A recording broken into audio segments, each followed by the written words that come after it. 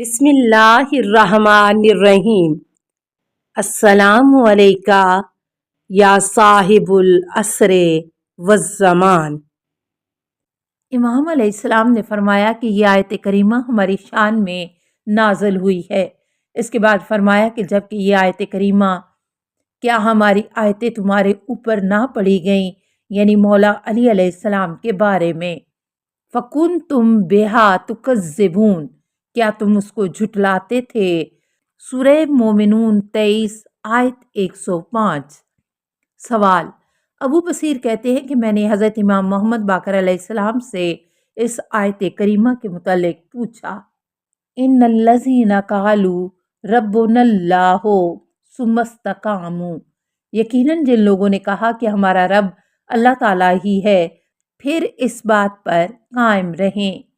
سورہ فصلت 41 آیت 30۔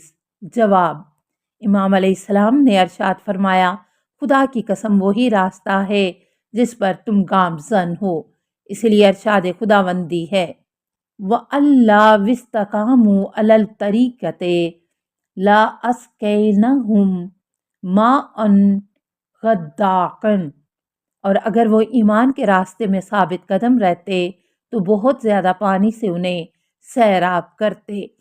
سورہ جن 72 آیت 16۔ سوال: میں نے عرض کیا مومنین پر ملائکہ کب نازل ہوتے ہیں اور کہتے ہیں کہ ڈرو نہیں اور غم نہ کرو اور تمہیں اس جنت کی خوشخبری ہو جو تمہارے انتظار میں ہے، ہم دنیا اور آخرت میں تمہارے دوست ہیں۔ جواب: امام علیہ السلام نے فرمایا، موت کے وقت اور قیامت کے دن۔ سوال: محمد بن مسلم کہتے ہیں کہ میں نے امام محمد باقر علیہ السلام سے پوچھا، مجھے بتائیں کہ کافر کے لیے موت بہتر ہے کہ زندگی؟ جواب: امام علیہ السلام نے فرمایا، موت مومن اور کافر دونوں کے لیے بہتر ہے۔ سوال: میں نے عرض کیا کس لیے؟ جواب: امام علیہ السلام نے فرمایا، کیونکہ ارشاد رب العزت ہے، وَمَا عِندَ اللَّهِ خَيْرٌ لِلْأَبْرَارِ، سورہ آل عمران 3 آیت 198۔ اور نیک انسان کے لیے جو کچھ خدا کے پاس ہے وہ کہیں بہتر ہے۔ ایک اور مقام پر فرمایا، وَلَا يَحْسَبَنَّ الَّذِينَ كَفَرُوا أَنَّمَا نُمْلِي لَهُمْ خَيْرٌ لِأَنفُسِهِمْ إِنَّمَا نُمْلِي لَهُمْ لِيَزْدَادُوا إِثْمًا وَلَهُمْ عَذَابٌ مُہِینٌ، اور کافر لوگ یہ گمان نہ کریں کہ ہم نے انہیں مہلت دے دی ہے تو یہ ان کے حق میں بہتر ہے، بلکہ ہم نے انہیں مہلت صرف اس لیے دی ہے کہ وہ اپنے گناہوں میں اضافہ کریں اور ان کے لیے خوار کرنے والا عذاب ہے۔ سورہ آل عمران آیت 178۔ سوال: زرارہ کہتے ہیں کہ حضرت امام محمد باقر علیہ السلام کی خدمت میں موجود تھا، آپ نے آدم کے بیٹے قابیل قاتل کا ذکر فرمایا، میں نے عرض کیا اس کا کیا حال ہے، کیا وہ دوست کی ہے؟ جواب: امام علیہ السلام نے ارشاد فرمایا، سبحان اللہ، اللہ اس سے کہیں بڑھ کر عدل و انصاف کرنے والا ہے کہ دنیا اور آخرت کا عذاب اس پر اکٹھا کرے۔ سوال: ابو محمود نے حضرت امام محمد باقر علیہ السلام کی خدمت میں تفصیلی خط لکھا، امام نے اس کے خط کے جواب میں تحریر فرمایا۔ جواب: جہاں تک دنیا کا تعلق ہے تو ہم اس میں جدا جدا شہروں میں رہتے ہیں، لیکن جو آدمی اپنے آقا کی مرضی کے مطابق زندگی گزار دے اور اس کے راستے پر چلے تو وہ اس کے ساتھ رہے گا، اگرچہ دنیا میں اس سے دور کے فاصلے پر زندگی گزار دی ہو، اور جہاں تک آخرت کا تعلق ہے تو وہ آرام اور سکون کا گھر ہے۔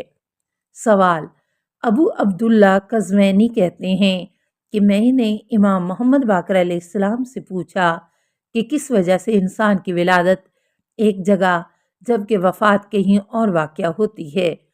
جواب: امام علیہ السلام نے فرمایا، کیونکہ اللہ تعالیٰ نے جب مخلوق کو پیدا فرمایا تو انہیں زمین کی مٹی سے پیدا کیا، اس لیے ہر انسان اپنی اصلی مٹی کی طرف پلٹتا ہے۔ باب چہارم، قرآن کریم اور بعض آیات کریمہ کی تعویل کے متعلق سوالات پر مشتمل ہے۔ سوال: ابو عبیدہ کہتے ہیں کہ میں نے حضرت امام محمد باقر علیہ السلام سے اس فرمان خداوندی کے متعلق پوچھا: الف لام میم غلبت الروم فی ادنی الارض۔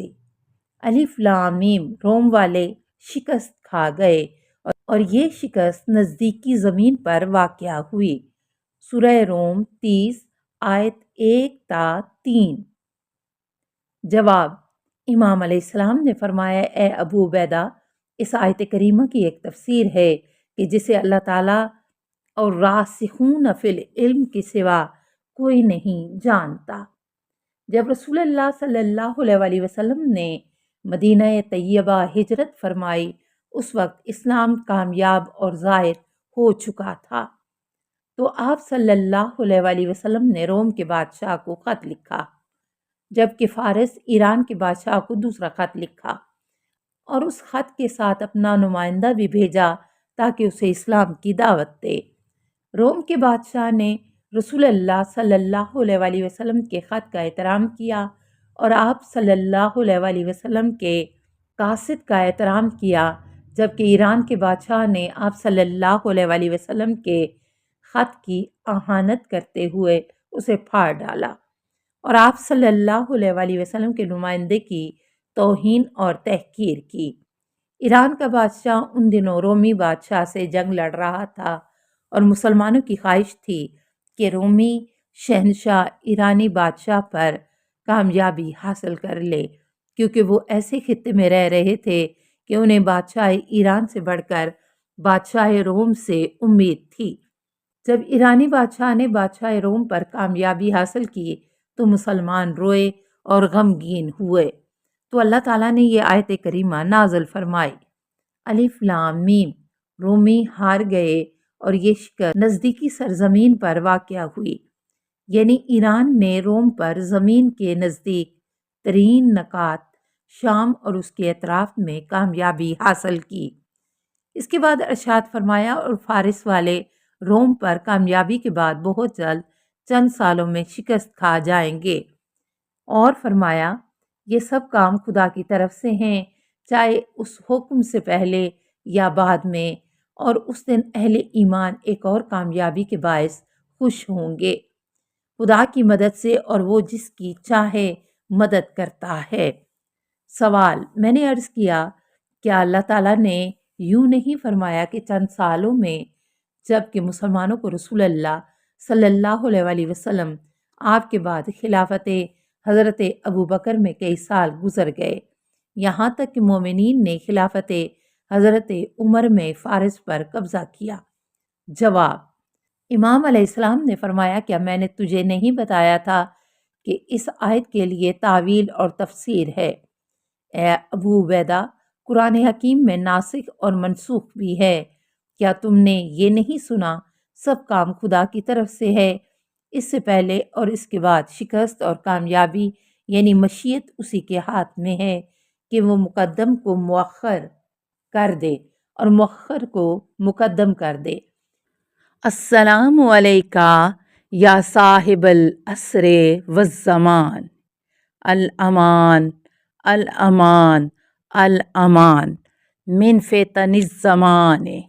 السلام علیکہ یا خلیفۃ الرحمن، السلام علیکہ یا امام الانس والجان، السلام علیکہ یا مظہر الایمان، السلام علیکہ یا شریک القرآن، السلام علیکہ یا قاطع البرہان، السلام علیکہ یا امام زماننا ھذا اجل اللہ فرجک وسہل اللہ مخرجک وظہورکا، السلام علیکہ ورحمۃ اللہ۔